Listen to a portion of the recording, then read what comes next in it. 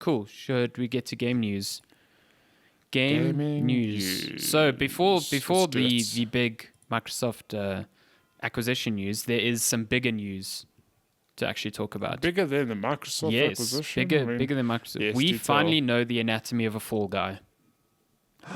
And it is terrifying. And it's kind of terrifying. Let's not beat around the bush. That is nightmare fuel, and I hate it. I hate It looks so like much. some bird. Why does this exist? Like the way... I mean, you should go... If you haven't seen it yet, you should go to their official Twitter profile, and they put out some concept art of the anatomy of a fall guy, and it's basically like... It looks like this bird thing in like the suit, but the most terrifying thing is that its skull is like higher than where its eyes are, so its eyes come out with like little tendrils to where the eyes are in the costume. Its knees like bend in the wrong way. And also they're apparently the same size as a human. Neck, so I mean, that makes no sense. yeah, that neck makes no sense. That looks like a breaking. I mean, considering all the falling you do in that game, you're going to break that neck. It makes me uncomfortable to look at it. Yeah, I hate it looks like a I hate boss it out so of much, and I hate that it Bloodborne. exists. It's It really does. it is very unappealing. This is going to come in Bloodborne too, a new enemy type, a fall guy. Yeah, I mean, it's something you would find in a chalice dungeon. And when it attacks you, it just goes, whoo. It just grabs you and takes you down with It it. just grabs you and murders you. Oh my god, yeah. So I hate yeah, it so that's much. that was some real nightmare fuel for the week. But other than that, yeah, Microsoft bought Bethesda. Holy shit. So as we said at the top of the show, for a casual $7.5 billion. Jesus. So Which, it wasn't just Bethesda. They bought Bethesda's parent company, ZeniMax. yeah, ZeniMax, that's it. S- I mean, just to give you an idea of the sort of games that entails, it's no biggies. It's just like Doom, I've gone blank now. It's not just the Doom, Elder there's Scrolls. more. Elder Scrolls, sorry, there we go. I had a blank there. Doom, Elder Wolfenstein. Scrolls. We've got Wolfenstein, some arcane games like, Dishonored, Prey. Just nothing big. It's nothing just huge. stuff, Fallout. Fallout. Just big things. And I mean, obviously now Microsoft owns those studios as well. So those studios are now under the banner of Microsoft Game Studios. So I guess the first there were two big questions after this acquisition. Firstly, Bethesda has two games on the horizon that are timed exclusives for PS5. So immediately people were like, well, what happens to those? And it seems like those deals will stand, much to my surprise. I thought, I thought at the very least Microsoft would be like, cool, they'll be out on Xbox on the same day. But it seems like that's not the case. So Arcane's Deathloop and Tango Gameworks Ghostwire Tokyo will still come out on PlayStation 5 first. And then I assume will come to PC and Xbox not too long after. Yeah. What happens after those games for any Bethesda properties is a bit less certain. Phil Spencer said, very vaguely, he says that game releases and platforms will be decided on a case-by-case basis. And, immediately everyone assumed then, oh, that means that some games will come to PS5. And I don't really think that's the case. If you look at what Microsoft's done recently, they have put out their exclusives on other consoles, just not Sony's one. They just last week announced Ori and the Will of the Wisps coming to Switch. Because for the Switch. I guess they don't see the Switch as a direct competitor in the same way that they see Sony. So I don't necessarily think that they mean that the big marquee titles like the next Doom or the Elder Scrolls 6 will come to Sony. I know a lot of people are going, well, that would be silly of them, but at the same time, I don't think you buy a publishing house for $7.5 billion just to like put their games out on your competitor's machine. See, but my thing with that though is that I 100% understand why you would not put it on Sony, but in my mind, you own the studio. So if you put it out on say the place, whatever, like the next Elder Scrolls 6, it's coming multi-platform. you can market it in a way that's okay. You can either play it on the PlayStation 5 for $70, or you can pick it up on Xbox with Game Pass. And I think when you present it like that, you really set yourself up, and people go, shit, like maybe Xbox isn't the bad choice here. That's like also maybe true. Xbox is the console I should buy. So I don't know. Like it's very interesting that they have options available to them, and that like maybe that's why Phil Spencer's like it's a case by case thing, because maybe they're going to experiment. Like maybe the first exclusive, like sorry for the dumb example, Elder Scrolls 6, they say, well, we're going to keep it Xbox and PC, see how that goes. Or they might go, well, we're going to put on everything and see where does it sell more, or where do more people play it, and like what can we do with the next title, adapt our model, or how can we improve, or I don't know. Like at the end of the day, they've got this monolith of a studio, of a company with all these big tentpole titles. Yeah. They're going to make money regardless. So I do think.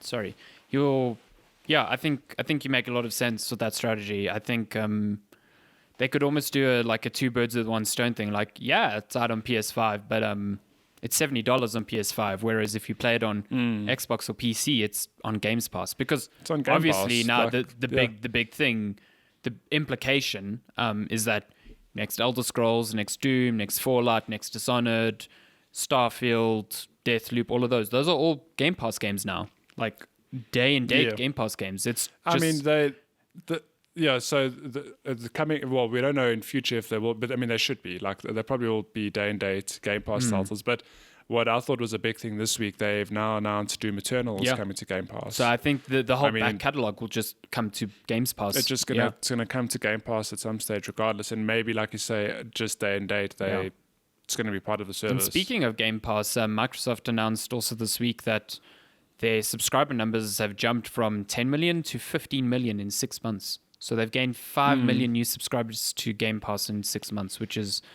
and huge. I just think it's going to keep growing because a lot of people are still like, my thing is I think hardcore gamers know of Game Pass, and they probably are on Game Pass, most of them. But I'm thinking of the more casual gamer who's just picking up an Xbox, who has no clue about Game Pass. I think those people are going to get on like, holy shit, there's a whole library here for $10 a month or whatever it is a month in your region. And I don't know, it's just crazy. It's such a crazy service. Yeah, I definitely think I agree with you. I think Game Pass hasn't broken through that barrier of like almost like social consciousness, like, like where everyone now knows what a Netflix is. Like Game Pass hasn't reached that level yet. And I think when it does, that's when it goes from, 15 million is a lot. That's like, what, about half or just close to half of all the Xboxes sold.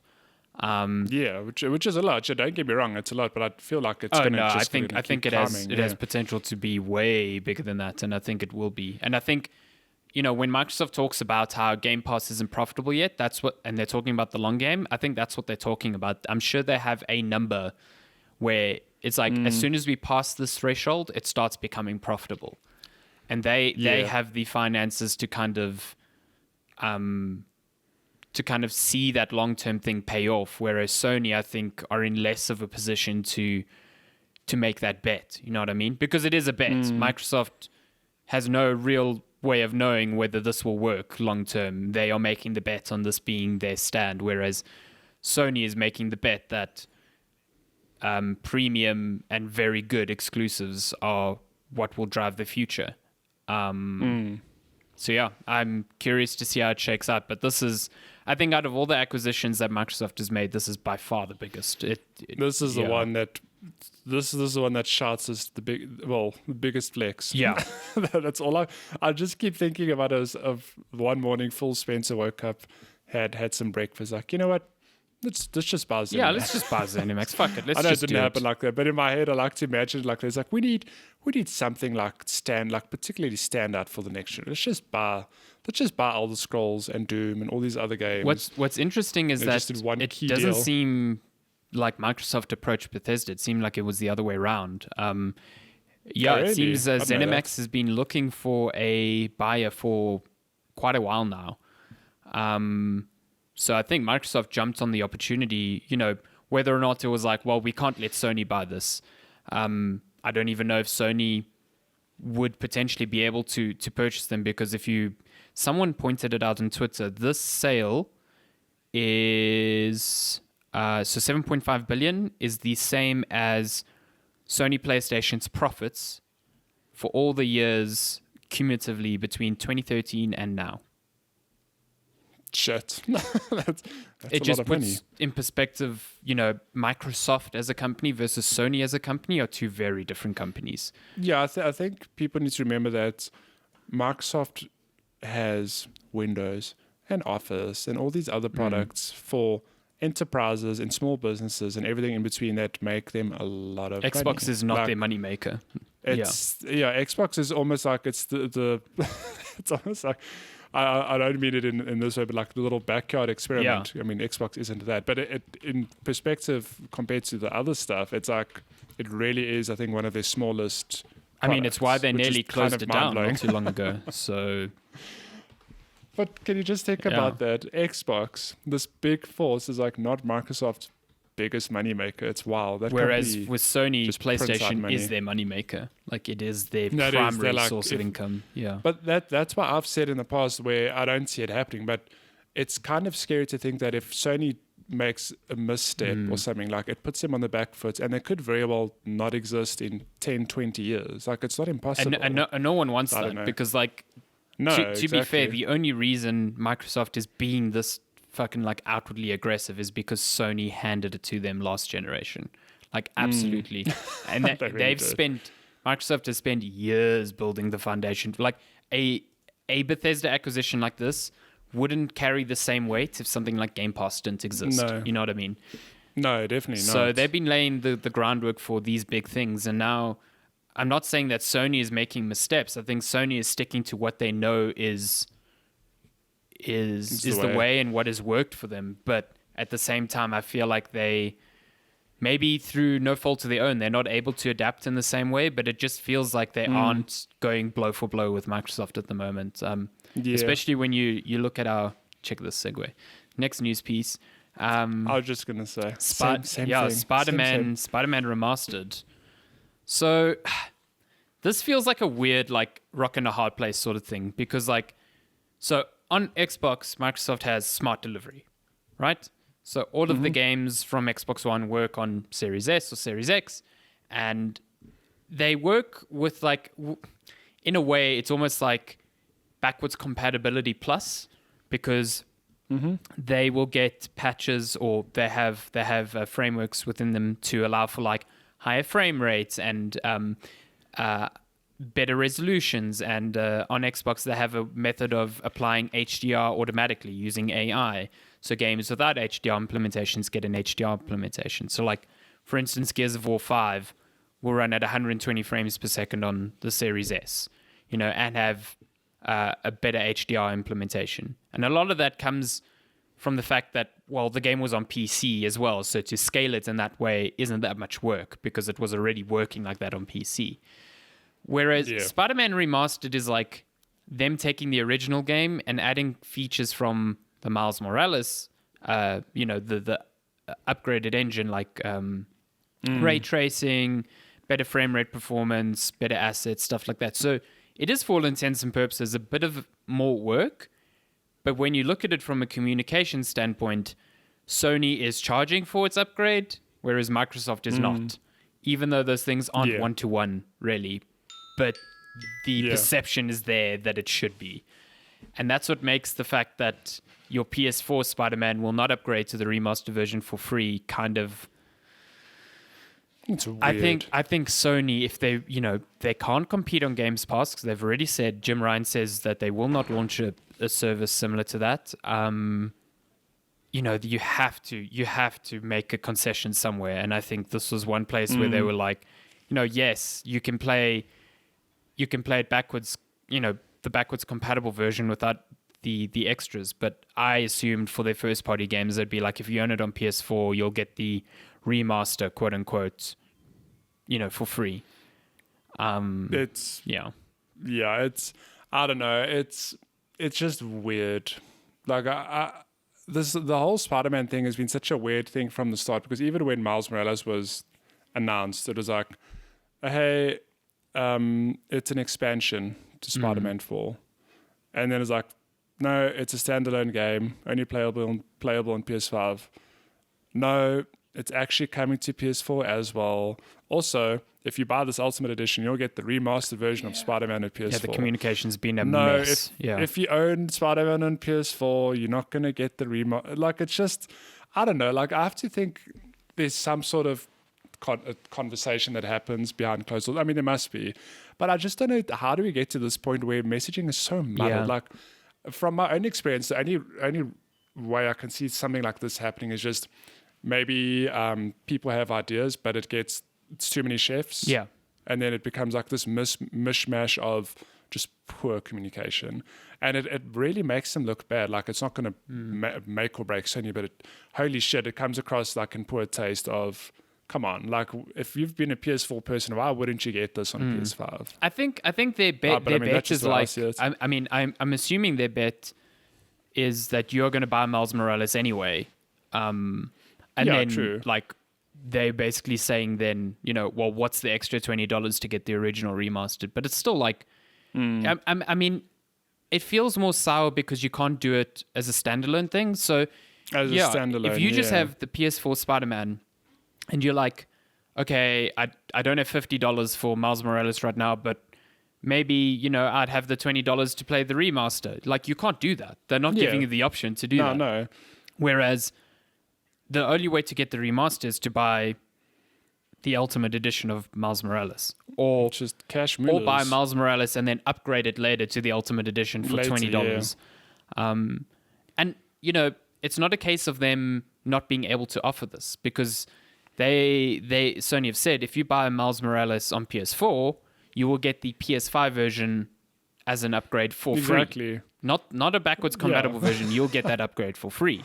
So it's not a matter of like the infrastructure can't like support something like this. Like, it's there.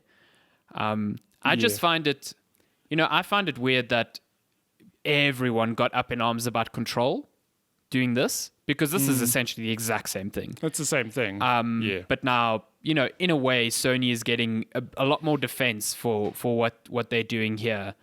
And it is the same thing. If you look at Control never had a lot of these features on console, like ray tracing, better performance, better assets. And that's what they're promising with this the Ultimate Edition that they're forcing people to pay more for. So I think if you're mad about one, you have to be mad about the other. And I can understand the difficulties from one or the other, but at the same time, 505 Games is not Sony. I would have expected this to be free for Sony first party studios. I thought Sony would take the hit. It's a consumer friendly move. They go, you'll get the remaster version for free, especially since you can't buy it standalone. So what are they actually like? What are they trying to gain otherwise? My thing is like the fact that you can't buy it standalone is just such a weird thing. It exists. It's there. Like, why wouldn't you sell it for $30 even? You can't buy Spider-Man for PlayStation 5. You can only buy Miles Morales. Like, so. But back to what you're saying about people just defending Sony, like this console war, inverted commas, is it brings out such a nasty side of people, which it's the one side of gaming I don't like, because like you can have your brand affinity, that's fine, but like if you go to a Xbox thread on Twitter, for example, and you scroll, you'll find a lot of PlayStation people saying shitting all over Xbox, and then the other way around as well. Go to a PlayStation thread, Xbox people shitting all over PlayStation. It's like, just have your platform, enjoy your platform, let everyone else have their way. And like the reason I bring that up is because people defending Sony, it's just they'll defend them. It's like it's my brand. Like, if they can do no wrong, I think if you really love a brand, you should be asking better of them. You should. That's what I'm saying. Yeah, you should be being like, listen, Sony, like, come on, don't do this. Not defending them. You should not be. I mean, for all intents and purposes, praise when a platform does right, but like also acknowledge when they are slipping into ways that seem a bit.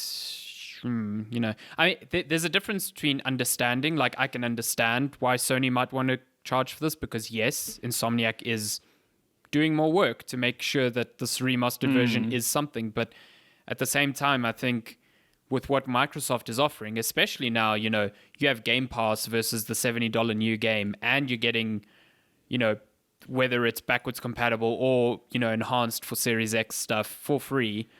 This to me just seems like a bit of an own goal from Sony. I think they could have taken a hit on this. It's a weird choice. Well, I mean, it'll be interesting to see what they do with the next batch of exclusives. Like, imagine Horizon, what's it, Forbidden West? Maybe that also is like, well, here's the remastered version, or the special edition. It comes with Horizon Zero Dawn remastered. But if you own it on PS4, you can't upgrade it, so you're not getting a free version. Like, I don't know. Or we'll like even just exclusives from this year. Like Last of Us 2 and Ghost of Tsushima were already announced to be, they'll work on PS5 on day one. But are they just going to work on a backwards compatible, perspective? Are they going to get a quote-unquote remaster with new assets that you'll have to pay for again? Because I think that will be the sour pill to swallow. Like, wow, you bought this game 6 months ago. Now you're trying to upsell me on a remaster. Like, again, yeah. That happened with the original Last of Us between the PS3 and PS4. But the difference there was like, it wasn't backwards compatible. That cell architecture could not allow for it. And even then, there was a sour taste in people's mouth. Like, God, guys, we just bought this game and now we just played it. Yeah. So I don't know. I'm curious to see what this means for Sony's, first party cross-gen nonsense going forward. But I mean, you look at CD Projekt Red. Witcher 3 came out in 2015. It's getting a next-gen patch for free. Cyberpunk for free. Delivery. Assassin's Creed for free. Yeah. I honestly don't think Sony has a leg to stand on in this regard. I just don't. But then you get 2K, NBA 2K21. Buy the Ultimate Edition. You get both versions. Yeah. Or Call of Duty. You need to pay $10 more to get the next gen version. It's like, God. Yeah. Okay. Whatever, man. Anyway, that's Sony news. Yeah, that's Sony news. But speaking of, so Sony say they'll never. Well, they can't do an Xbox Game Pass subscription. Yeah, they say it's not financially feasible. But the PlayStation Plus thing to me is like it's a light version of that. So it kind of exists, and they've got PlayStation Now, which man, I really think they should just like PlayStation Now. I get that you can't stream from every region, but it supports downloads for its PS4 titles. Like, put that out in other regions. That's an easy counter to Games Pass. It's basically, yeah. But no, the reason I bring it up is because Amazon have now said, hey, we've got a new cloud gaming service. What's it called? It's called Luna. Like my cat. Yeah, you're right. No, she's gone, damn it. Luna. So they've revealed Luna, which is, it's kind of, I think Stadia, so Google Stadia, quick summary, basically Google's cloud service, except that you have to pay a fixed monthly fee and buy your games on top of that, which makes no sense. Yeah, bad model. Amazon come out with Luna. They're charging $6 a month for instant access to a library of games. And it's not just any games. I mean, it'll run at, it's capable of reaching 4K 60 frames which is already, on Stadia, you had to pay $10 just for that capability. You had to pay Yep, and it includes games like Resident Evil 7 and Control and A Plague Tale and like all these. Okay, look, I think that's just the launch games, but think about what games will be added to that. It said it's offering 100 games initially. Oh, okay. So I'm just looking at a quick whereas list Stadia here. had, I think the only game it had for free for subscribers at launch was Destiny, which is like, to me, Stadia's dead. Yeah. Sorry. If you put these next to each other, it's a no-brainer. Like, why would you ever go for Stadia when Amazon's offering the exact same thing? And not only that, I mean, this raises an even bigger thing of xCloud costs, Project xCloud costs what? It's the cost of Xbox Game Pass Ultimate, right? Which is that $10 a month? Is it $15 so Ultimate a is month? $15. And it's included with that, right? I don't know if they've announced xCloud separately, like its own xCloud, standalone. or what they call it now is Game Pass streaming, Game Pass game stream. I don't know. They changed it to a less memorable name. But even that, it's a $15 model to get the whole Game Pass library anywhere. Stream it anywhere. Now you've got Amazon coming in at like less than half the price. which is just Yeah, crazy. Amazon's aggressive with this, for sure. That's insane pricing. And sorry, you're right. The list is a lot bigger. There's Control, there's 2 Point Hospital, there's Metro Exodus, there's Assassin's Creed Valhalla's in there. Oh, so that's a bit different. So this is is that different? This is what I read, which I thought was it's kind of a cool idea. So Luna has a tier called Luna Plus, which will right now it only includes a partnership with Amazon, but essentially what they're calling them are like publisher specific channels. Oh, Ubisoft. Yeah, so like you can pay a bit extra to get access to the Ubisoft channel, and that will have titles. access to their titles. Okay, but I mean that's almost like it's the EA model of like there's a light version and there's like the premium version. Okay, to me, Luna sounds almost like this is your Apple TV and you get access to our stuff, but then you can also get Netflix on it and pay their subscription service, but you can play it through us. You know what I mean? It's crazy. But again, like you said, it's completely different to Stadia where, you're paying a subscription and then paying piecemeal for every game. And then on top of it, every game is segmented just to Stadia players. So if you're playing Destiny on Stadia, you can only play with other Destiny Stadia players, which is just, to me, like, I don't know what they're doing. Stadia is, I'm sorry, I have to think that Stadia or Google have to either revise their strategy like aggressively, or they have to close the door on that service, because I don't see it lasting. Not up against not up against the likes of Luna and xCloud. Like it's a no-brainer. Why would you ever pay for Stadia when you have these two other alternatives? Especially now when like because Stadia right now only really works on like not Stadia, sorry, xCloud only works on mobile devices and laptops. Luna works on TVs. So like if you're looking at something specifically for TV and you just have Luna and Stadia, like Luna just makes way more sense now. So yeah, their controller definitely looks like a Switch Pro controller, doesn't it? That's a Pro Switch controller. I really don't like the purple. I think it looks gross. I don't mind the purple, but it like if you just, I actually need to see them side by side because it really does look identical. Like the shape, That's so funny. It looks identical.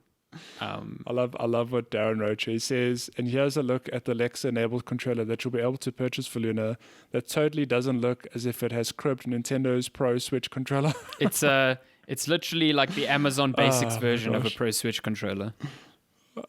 It's like you can copy my homework, fam. Just change it up a bit. I just added a little bit purple in the Amazon logo. Yeah. My God. Oh my gosh. But yeah, that is out. I think they said later this. Oh no, wait. There's no date for Luna's early access yet, but customers in the US can request an invitation. Oh, the big thing here is that it's also going to be supported on iPhone and iPad via web applications. So we all know that Microsoft isn't doing xCloud on Apple because Apple doesn't allow streaming. But it seems the loophole there is to use a web browser. So I'm curious to know if I have to assume Microsoft thought of that as well and maybe didn't like the experience via the web browser, or maybe they're still working on it. So I don't know. It gives a bit of hope. Yeah. Still, can we just appreciate that you can play modern games through a web browser? Literally, just through a web browser. 5-year-old, not even 5-year-old me, 30-year-old me, not even that long ago, is like, wow, that's incredible. Unbelievable. Holy shit, that's insane. Some quick other things then. The Series X and Series S expandable storage. That little memory card that is like an SSD. That thing's $220. Yeah, it's expensive. Burns my pockets. There was also an announcement earlier this week for Samsung's new NVMe SSDs, the 980 Pro, and it's got the sort of speeds, quote unquote, that match what Sony requires. Speed isn't the only thing. It needs the SSDs need a certain like priority rating. I'm not sure if that determines how the controller on the SSD like segments data across all of its DIMMs. and it also needs to be a specific size. So I'm not going to, outright say this is the first SSD that can work on the PS5, but the reason I bring it up is it matches the sort of speed, and that thing for a 1 terabyte is $250. So to me, it seems like Microsoft's little expansion card is part and parcel for what NVMe SSDs of the certain speed are going for anyway. And Microsoft's is in a small form factor. It plugs into the back of your console and runs exactly like the internal SSD, so you can boot games off there, store games, blah, blah, blah. Oh, yeah. Did you just plug it straight into the back of the console? Do you not have to like open your console up? No, so that's what I find a bit at least nicer. I mean, Sony's kept a lot of things. They haven't really detailed expandable storage, SSD-wise for the PS5, but the way Mark Cerny talked about it earlier this year, it sounds like you'll be replacing the one inside your console. So I don't know what what their plans are for like external storage that matches their internal SSD. Especially since that internal one is only 800 and something gigabytes. So yeah, listen, my thing is expensive. But my thing is like, look, I think by the games today, they already are like 50 to 100 gigs. Looking at you, Call of Duty and Red Dead Redemption, if you put it in that perspective, so let's say for argument's sake, you're installing 8 Call of Duties, you can keep 8 copies of them. I mean, which is 8 Call of Duties, love it. Like 8 Call of Duties. In my head, it's like internet's fast enough that you can rotate your games out fast enough if you wanted to. But I can 100% understand that this is the state of games today. Yeah. In 2, 3 years, 4 years, games could be coming in at like 200 gigs a pop, 300 gigs a pop, whatever. Like, I don't know what the plan is in future. And then, then the 800 gig looks exceptionally small. The 512 on the S looks exceptionally small as well. I laughed because I was reading up on what the PS3 cost when it came out way back when, because here's the thing, the PS3 cost more than the PS5 and it had when it I launched. think the fat one had like a 60 gig hard drive. No, there was a 60 gig and there was a cheaper version that was 20 gig. Oh, because the 60 gig was the only one that could do backwards compatibility, I remember. But think about that though. It's like 20 gig back there is probably like, it's fine. Games are like 4 gigs a pop. It's fine. You can keep 5 Call of Duties on here. Nowadays, cool. that's like Hades takes up half your hard drive. It takes up half your hard drive. Oh my gosh. But yeah, so 800 gigs seems big now, but I acknowledge that in a few years, it's not going to be enough, probably. These consoles have come out at a point where they needed to upgrade to faster storage, but the faster storage hasn't caught up to these sort of prices, for quantity yet. Like a 2 terabyte SSD is still expensive. They've hit it at the right point where a 1 terabyte SSD is not nearly as expensive as it used to be. So yeah, I mean, again, Sony hasn't detailed this for the PS5, so I can't really say whether they'll do the same, but Microsoft is giving options outside of just this $220 card to keep your games. So they've already said that your hard drive, like external hard drive that you used on the Xbox One, can be plugged into a Series X without any issues. It will immediately play 360 Xbox One games via backwards compatibility fine. And it will run, they can run off that hard drive. Okay. What you can also do is store Series S and Series X games on that hard drive, not play them off that hard drive. You would have to transfer them back to an SSD. So what you could do is, instead of using an external hard drive, you could get an external SATA SSD, which is slower than the internal one, but transferring between that and your internal SSD will be relatively quick. So you can cold store games on your hard drive and then just transfer back and forth as you choose. What is neat is that the not smart delivery, the quick resume stuff, that works irrespective of whether you're running the game on your internal SSD or the external hard drive. Apparently, it caches a portion of that game on the internal SSD, so you can resume it. I don't think you'll benefit from the very fast load times, obviously, because it's being read off a much slower drive, but that is a pretty cool feature if you're going to use a lot of that quick resume stuff. So I think this 1 terabyte expandable storage is, yes, it's expensive, but I also think right now it's a luxury, and I think these things are going to get cheaper. You don't need it.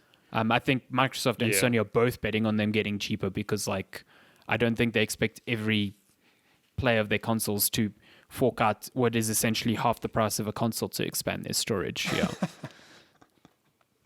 Good Lord. You put it like that. Would you rather? You might as well just take that half that money and just buy Yeah. another console. I mean, Just this have thing two. is $80 cheaper than a Series S. It's ridiculous. Just keep your games across two Yeah. consoles. It's fine. Yeah. Man. So, Yeah. Any What other other news? I know news? that there were hot rumors of Metal Gear Solid getting a PS5 they did exclusive remake. Nothing. they did put out the Metal Gear classics, so Metal Gear 1 and Metal Gear Solid 1, Metal Gear Solid 2 on PC on GOG. But they're apparently the same decades old PC versions, so they're pretty bad to play. So yeah, I know. Konami just doing a Konami.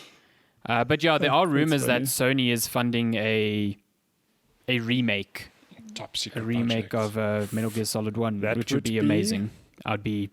Did you play Metal Gear Solid I haven't 1? played it. I've played a little bit of it. You know, my only Metal Gear Solid 1 touch point is the little piece of it that you play in Metal Gear Solid 4.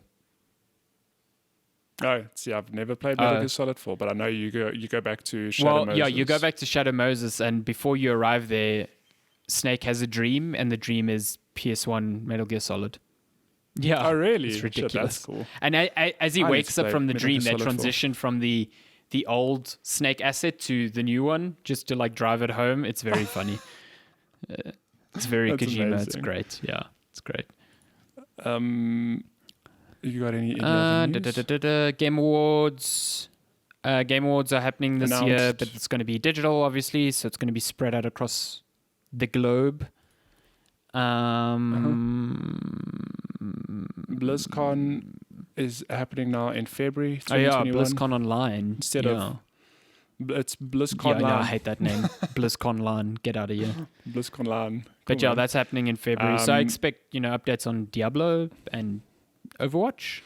Overwatch 2. I thought Overwatch 2 was coming out this year. Or am I Yeah, I mistaken? don't know. I haven't kept up super well with Overwatch stuff. I did watch some gameplay of Overwatch 2 the other day, and I was like, wow, this really looks like Overwatch. That's all I have to It's say just more about that. Overwatch. I still think that sequels are too soon and unnecessary, but that's I don't just know. me. I'm keen for new Diablo, though. Diablo 4 in my veins. Diablo. I don't know. if Oh, there's any Resident other Evil news. Village might not be next-gen exclusive. For some reason, I always thought it was going to be cross-gen.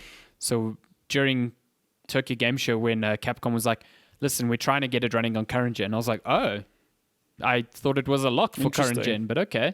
So yeah, who knows? I also didn't know that, but hey.